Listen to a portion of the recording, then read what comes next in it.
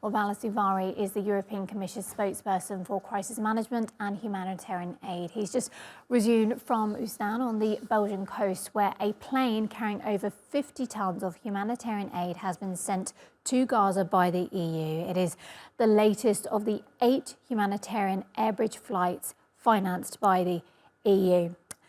Great to have you on the programme. So this sounds like a positive start. We know that Gaza, we've seen the footage, we know it's in desperate need of food, water, medicine, fuel as well, basics even.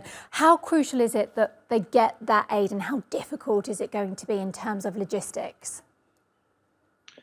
Good evening. Indeed, the humanitarian situation in Gaza is unfortunately tragic. And here in Brussels, in the headquarters of the European Commission, we are doing our utmost to mobilize whatever help we can in order to alleviate the suffering of the people on the ground. Now, a couple of important steps that we have taken in the past 2 or 3 weeks include the fact that we've quadrupled our humanitarian assistance for the Palestinian people. Our initial allocation this year stood at 28 million euro. Now we have increased this up to, or just over 100 million euro. Important to say that this assistance is always deployed through our humanitarian partner organizations. These are the United Nations, various international organizations, such as the Red Cross, and different international NGOs.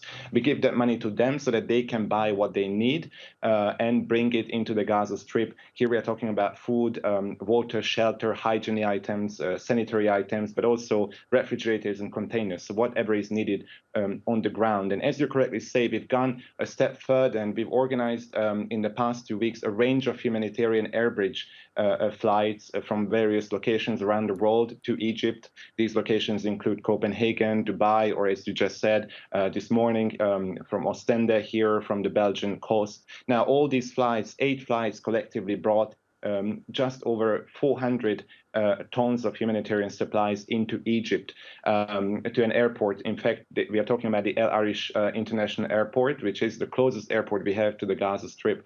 And then upon landing, we hand over this material to our humanitarian partners on the ground. These are the Egyptian Red Cross, the Palestinian Red Cross, and then when the situation allows, they then bring it into the Gaza Strip so that the people in need can benefit from them.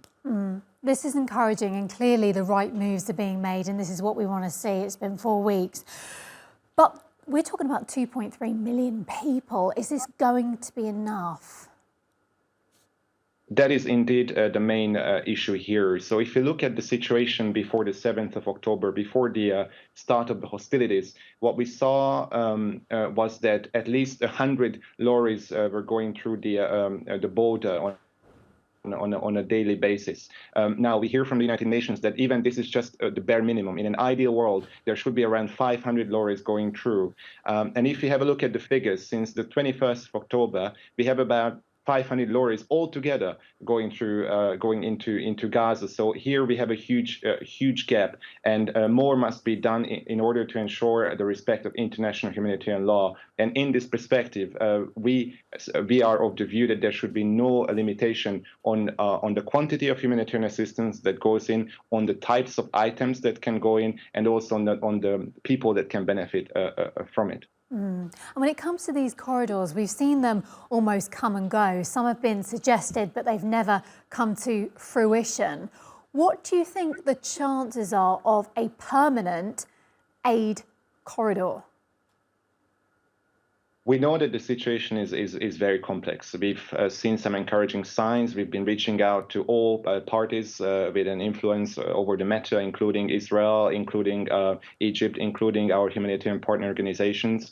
It is in itself a good sign that we've moved from zero humanitarian aid going in just 2 or 3 weeks ago to a large number of lorries in the past days. But as I said, this is very far from being sufficient. It's not even up to